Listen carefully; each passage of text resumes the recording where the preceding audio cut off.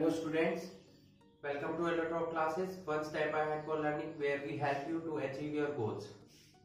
Students, in this video we will discuss about Lewis dot structures, or we can say that Lewis representations of simple molecules and ions.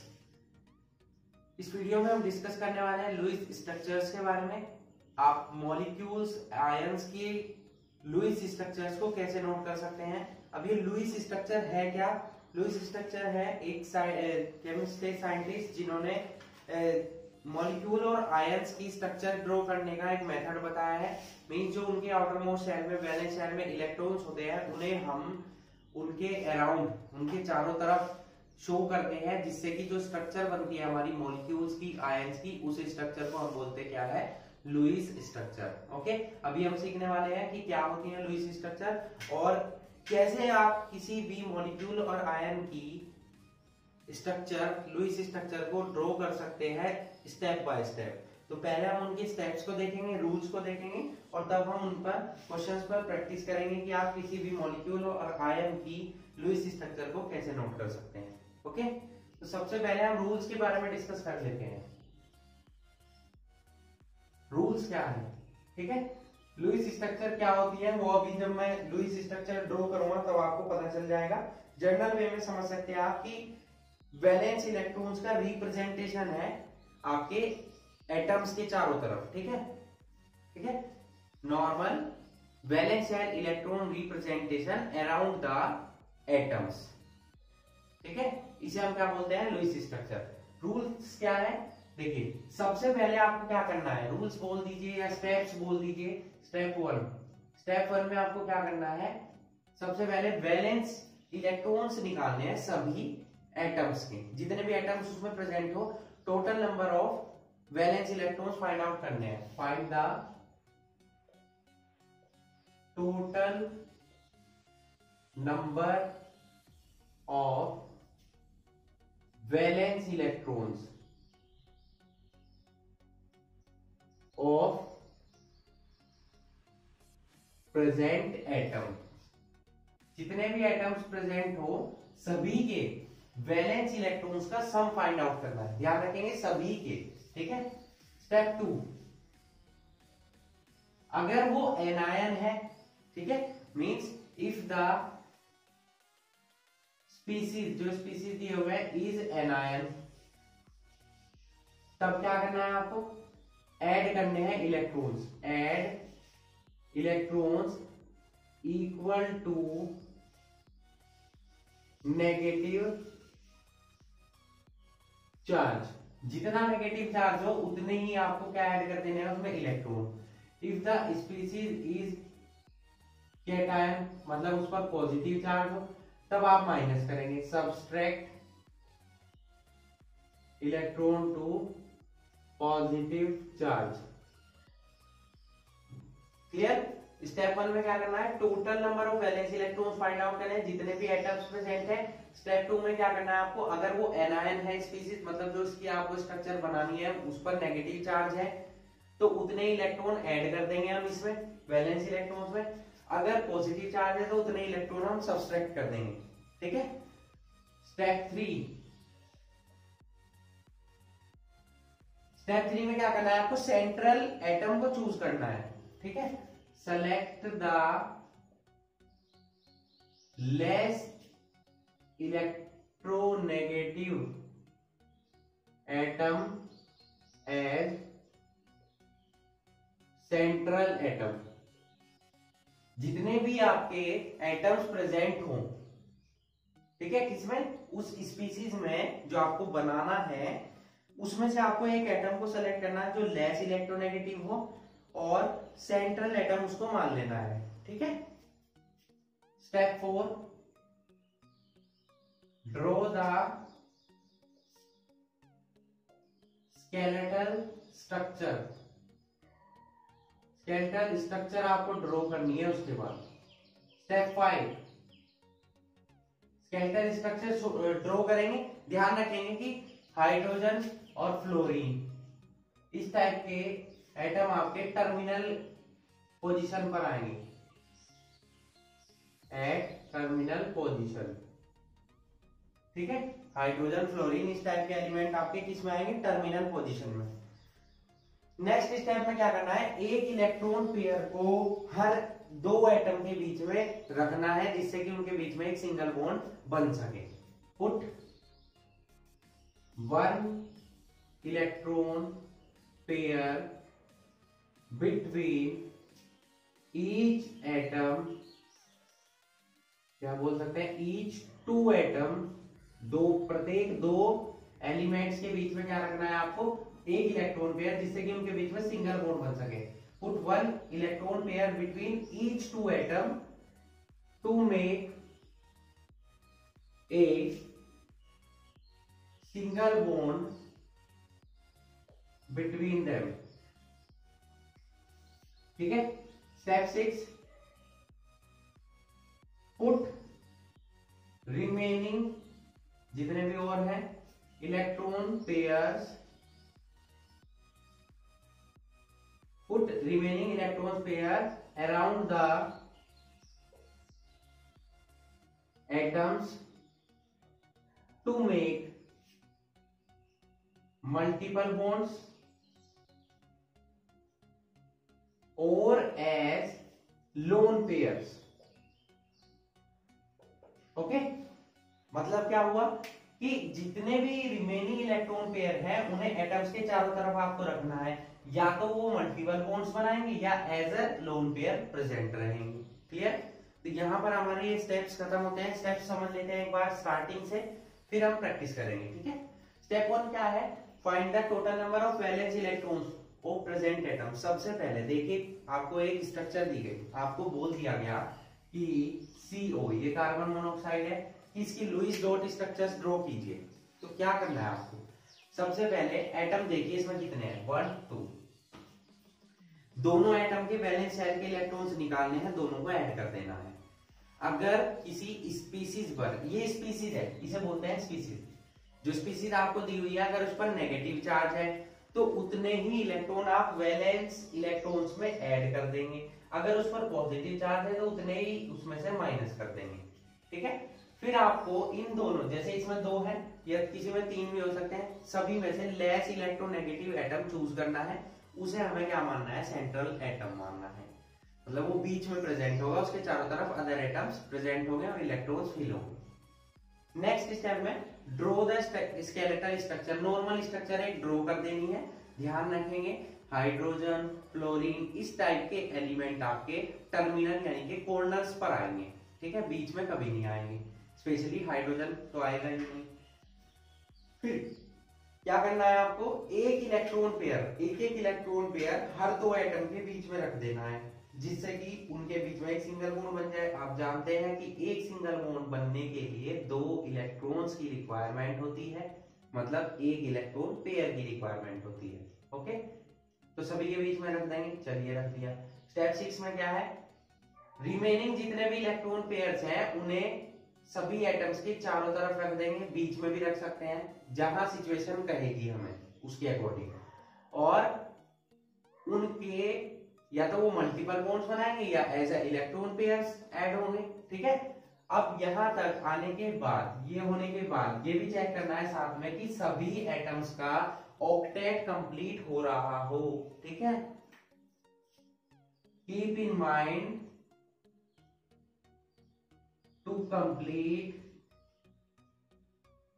The octet of each atom. ठीक है, क्योंकि octet complete करना होता है हमें octet rule के according, जो Lewis ने बताया था। ठीक है, अब आप इन रूल्स को नोट कर लीजिए, स्टेप्स को। चलते हैं हम इनकी प्रैक्टिस क्वेश्चंस पर।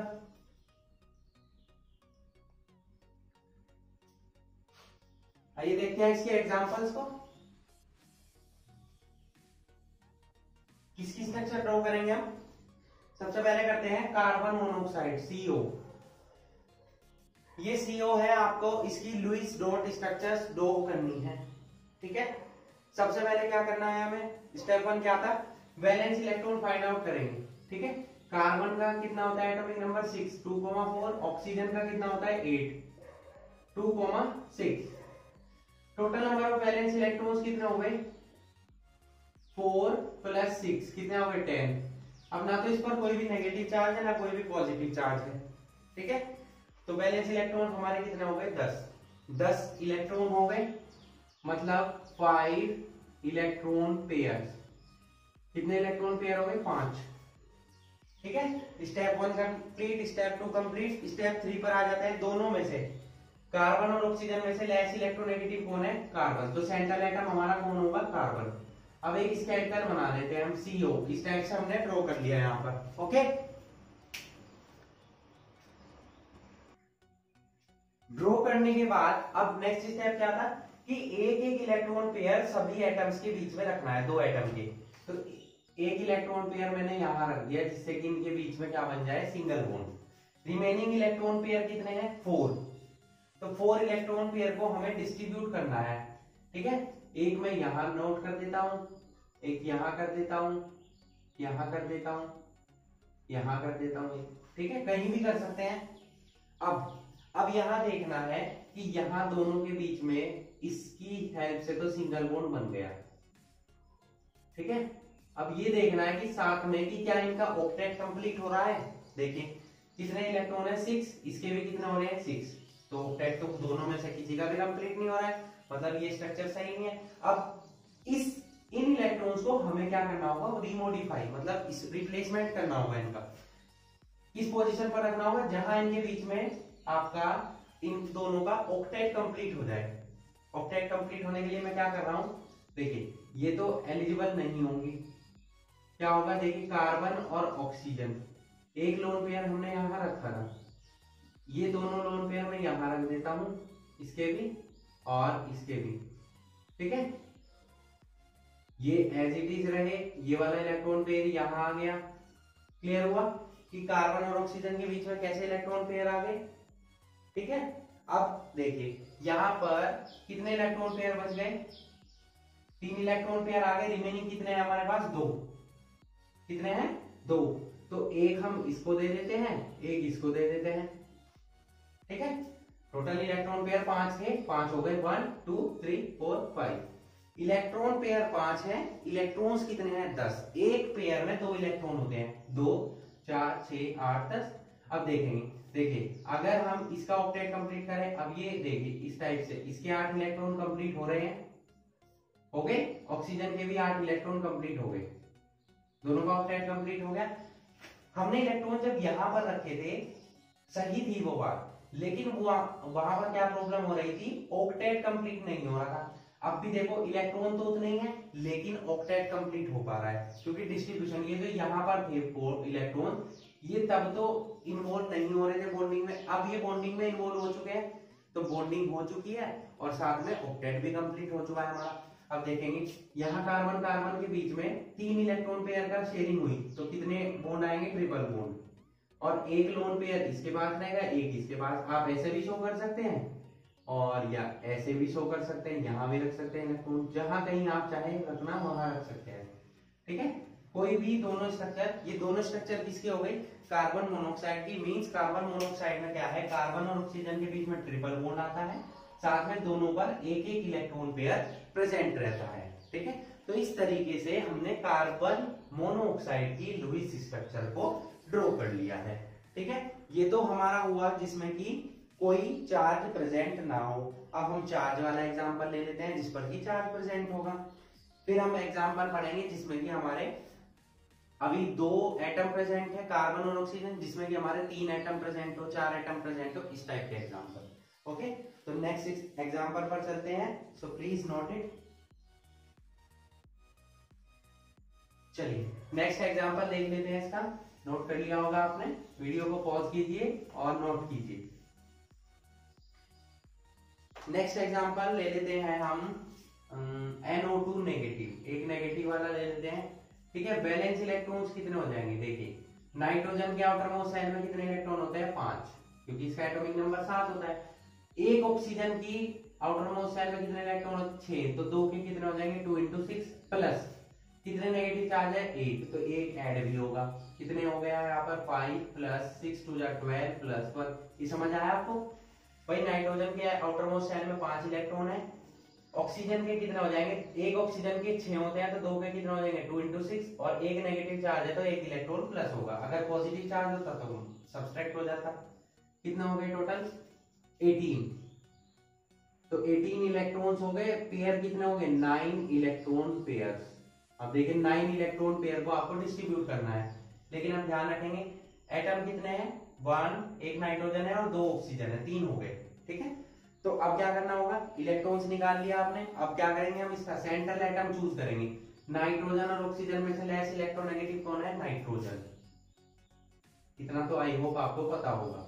नाइट्रोजन को बीच में रख लिया सेंट्रल एटम, एक ऑक्सीजन मैंने यहाँ रख लिया, एक यहाँ। अब आप कहेंगे ऐसे क्यों रखा भाई, ऐसे रख लो, नीचे रख लो, ऊपर रख लो, कहीं रख लो, तुम्हारी मर्जी है, ठीक है, एज यू विश।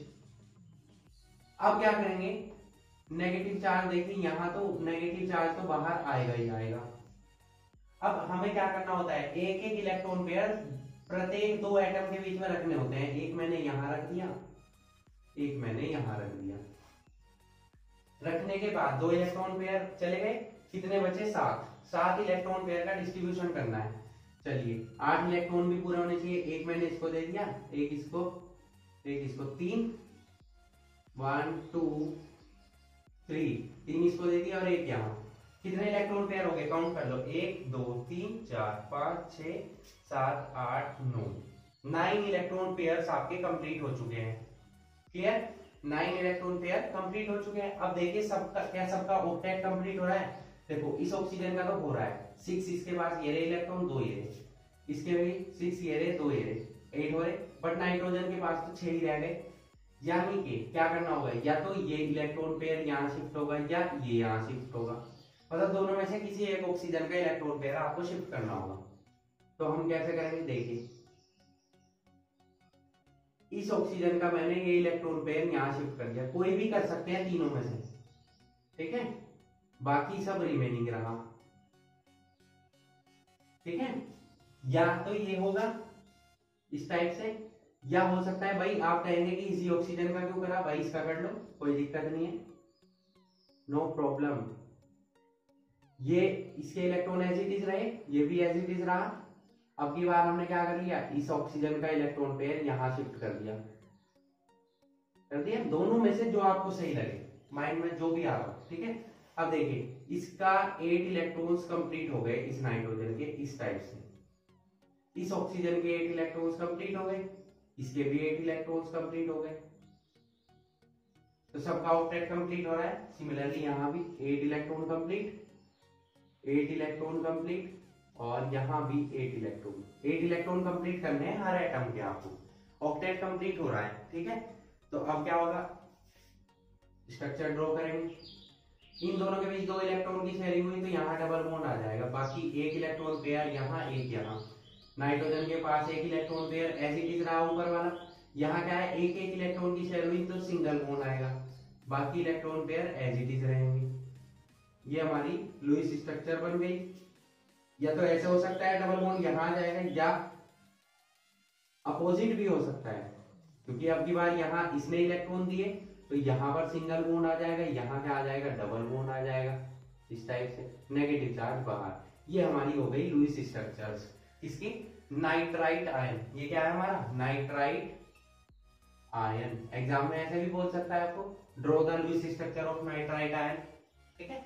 तो इस टाइप से आप लुईस स्ट्रक्चर ड्रॉ कर सकते हैं। मैंने आपको नॉर्मल सिखा दिया, नेगेटिव चार्ज सिखा दिया। अब हम सीखते हैं कि जिसमें हमारे दो टाइप के एटम ना होकर 3 टाइप के एटम प्रेजेंट, ठीक है। 4 भी हो सकते हैं, 5 भी हो सकते हैं। उसके बाद में कुछ आपको प्रैक्टिस क्वेश्चन दूंगा, आपको इन्हीं रूल्स और इन्हीं स्टेप्स को फॉलो करते हुए उन सभी मॉलिक्यूल्स और आयंस की लुईस स्ट्रक्चर ड्रॉ करनी है, ठीक है। चलिए नोट कर लीजिए। नेक्स्ट चलते हैं हम नेक्स्ट क्वेश्चन पर।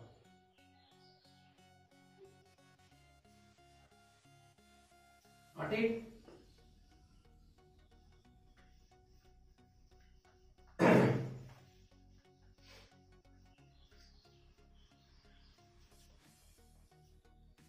नेक्स्ट ले लेते हैं हम example HCN, hydrogen cyanide. 3 atom है, 1 2 3, ठीक है। चलिए वैलेंस इलेक्ट्रॉन काउंट कीजिए, कितने हो जाएंगे यहाँ पर वैलेंस इलेक्ट्रॉन। हाइड्रोजन का आउटर मोस्ट शेल में 1 इलेक्ट्रॉन, कार्बन के कितने होते हैं 4, नाइट्रोजन के 5, कितने हो गए 10 electrons means 5 electron pairs. Clear हुआ। नेगेटिव चार्ज कोई नहीं है, पॉजिटिव चार्ज कोई नहीं है, ना इलेक्ट्रॉन जुड़ेंगे ना सब्सट्रैक्ट होंगे। Clear. Next central atom choose करना है। मैंने आपको बताया हाइड्रोजन तो हमेशा कॉर्नर पर आएगा, सेंट्रल एटम नाइट्रोजन और कार्बन में से कौन होगा कार्बन, क्योंकि वो लेस इलेक्ट्रोनेगेटिव है, हमने यहाँ पर नोट कर दिया। सभी दो एटम्स के बीच में एक एक इलेक्ट्रॉन पेयर रखना होता है, एक मैंने यहाँ रख दिया, एक मैंने यहाँ रख दिया, रख दिए। दो इलेक्ट्रॉन पेयर यूज हो गए, रिमेनिंग कितने बचे 3 के लिए हाइड्रोजन को तो 2 ही इलेक्ट्रॉन चाहिए, इसको तो हम देंगे ही नहीं, तो एक यहाँ रख दीजिए, एक यहाँ रख दीजिए, एक यहाँ रख दीजिए, या यहाँ रख दीजिए, कहीं भी रख दीजिए। अब देखिए कि क्या सबके ऑक्टेट, और क्योंकि यहाँ पर हाइड्रोजन भी है तो वो तो अपना ड्यूप्लेट कंप्लीट करेगा 2 इलेक्ट्रॉन, ठीक है। तो इसके तो 2 इलेक्ट्रॉन पूरे हो रहे हैं। क्या कार्बन के 8 इलेक्ट्रॉन पूरे हो रहे हैं? नहीं। क्या नाइट्रोजन के हो रहे हैं? नहीं। तो ये तो पॉसिबल नहीं होगी। नेक्स्ट स्ट्रक्चर पर आ जाएंगे, थोड़ा सा मॉडिफिकेशन कर देंगे हम इसमें, ऐसे इलेक्ट्रॉन को शिफ्ट करेंगे ताकि क्या हो जाए, आपके ऑक्टेट कंप्लीट हो जाए। अब कैसे होगा वो देखिए, ये ऑलरेडी यहाँ प्रेजेंट है, एक इलेक्ट्रॉन पेयर, एक कार्बन बोल रहा है भाई तुम एक मेरा ले लो भाई इलेक्ट्रॉन पेयर। यहाँ पर नाइट्रोजन ने भी एक इलेक्ट्रॉन पेयर यूज कर लिया, एक बचा नाइट्रोजन के बाद एज इट इज, ठीक है। तो उसके बाद हम देखेंगे, अब यहाँ पर देखिए इसका ड्यूप्लेट कंप्लीट हो गया, इसका ऑक्टेट कंप्लीट हो गया, और नाइट्रोजन का भी ऑक्टेट कंप्लीट हो गया। अब आप कहेंगे इलेक्ट्रॉन पेयर आपने नाइट्रोजन पे ही क्यों रखा, कार्बन पे क्यों रखा? क्योंकि कार्बन 2 इलेक्ट्रॉन यहाँ से ले सकता था और नाइट्रोजन के बाद दूसरा एटम प्रेजेंट नहीं है, तो इस वजह से हमने नाइट्रोजन पर एक इलेक्ट्रॉन को रखा है। अब क्या हो सकता है, यहाँ एक इलेक्ट्रॉन पेयर की पेयरिंग हुई है तो सिंगल बॉन्ड आ जाएगा, यहाँ 3 की हुई है तो ट्रिपल बॉन्ड आ जाएगा, साथ में नाइट्रोजन के ऊपर एक electron pair as it is रहेगा। तो ये हमारी हो गई Lewis dot structure of HCl। Clear. तीनों एग्जांपल आपको क्लियर हुए, मैंने पॉजिटिव सिखा दिया, आपको नेगेटिव सिखा दिया, और मल्टीपल एटम्स का भी एग्जांपल आपको सिखा दिया। अब मैं आपको कुछ क्वेश्चन देता हूं, प्रैक्टिस क्वेश्चंस, उनकी लुईस स्ट्रक्चर आपको बनाने की प्रैक्टिस करनी होगी। ओके, तो please note it. Okay students, here are some practice questions. यहाँ पर कुछ प्रैक्टिस क्वेश्चंस मैंने आपको दिए हैं, इन क्वेश्चंस में आपको इन्हीं मॉलिक्यूल्स और आयंस की क्या ड्रॉ करनी है, लुईस डॉट स्ट्रक्चर्स। जो रूल्स आपको सिखाए गए हैं, जो स्टेप्स आपको बताए गए, स्टेप बाय स्टेप आप फॉलो करते जाइए, आपकी लुईस डॉट स्ट्रक्चर नोट होती चली जाएगी इन मॉलिक्यूल्स और आयंस की। ओके, तो आज हमने सीखा लुईस डॉट स्ट्रक्चर्स के बारे में, जो कि काफी इंपॉर्टेंट टॉपिक है। ओके, तो प्रैक्टिस कीजिए अच्छे से इन क्वेश्चंस की। So that's it for today. Hope you enjoyed the video and thanks for watching.